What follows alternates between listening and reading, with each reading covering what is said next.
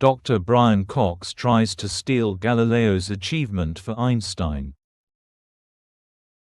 Is this really necessary?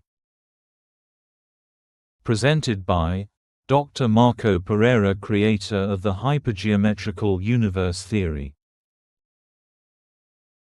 The question I have: do I have to become a conman? What I see is people telling you tremendously stupid things with perfect confidence.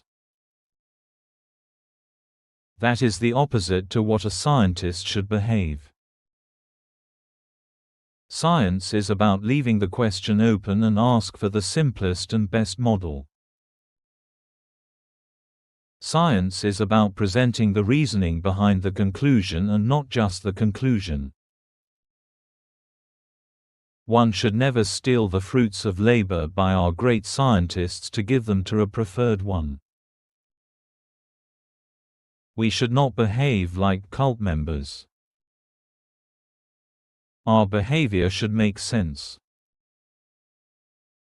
Did Galileo reach the correct conclusion about a feather and a cannonball falling from the Leaning Tower of Pisa? The answer is yes. Great question. Galileo did consider the effect of air resistance, and he was well aware that in practice, light objects like feathers fall more slowly than heavy ones in air.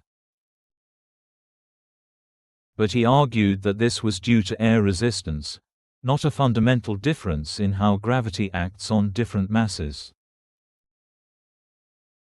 Here's the context. Galileo proposed, and possibly conducted, the classic thought experiment from the Leaning Tower of Pisa, dropping two spheres of different mass.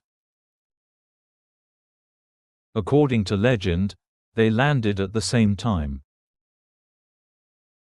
Whether this specific experiment actually happened is debated, but it's likely he did perform some experiments along these lines. Key idea: in the absence of air resistance, all objects fall with the same acceleration due to gravity. This was radical at the time.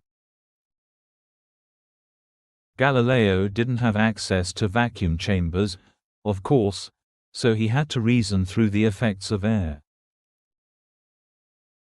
He often used rolling balls on inclined planes to slow down motion and reduce the effect of air resistance so he could better study gravity. So, was the conclusion wrong?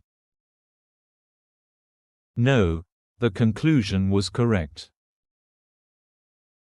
He correctly inferred the principle that mass doesn't affect free fall acceleration if air resistance is eliminated.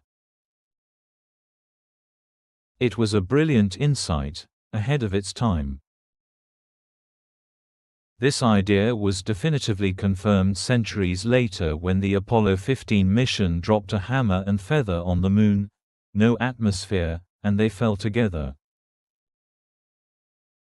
So Galileo's experiment might have been limited by Earth's atmosphere, but his interpretation was spot on.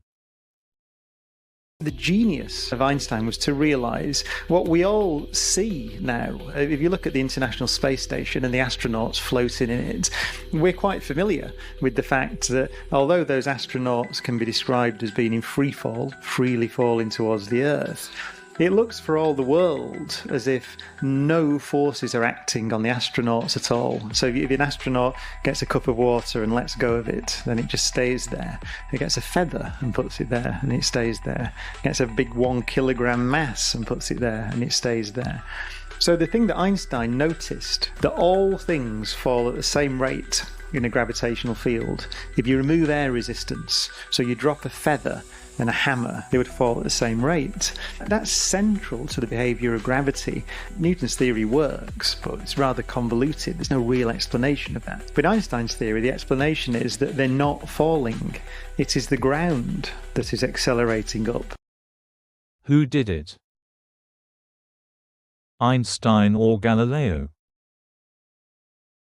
Galileo is the person who discovered that a feather and a cannonball would fall at the same speed if one were to eliminate the influence of air.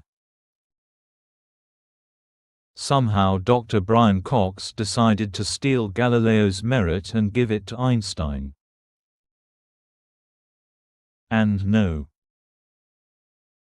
Earth is not moving towards our satellites or the Moon. Anything in orbit is in a constant free fall. You cannot find a reference frame where Earth's surface is moving towards you.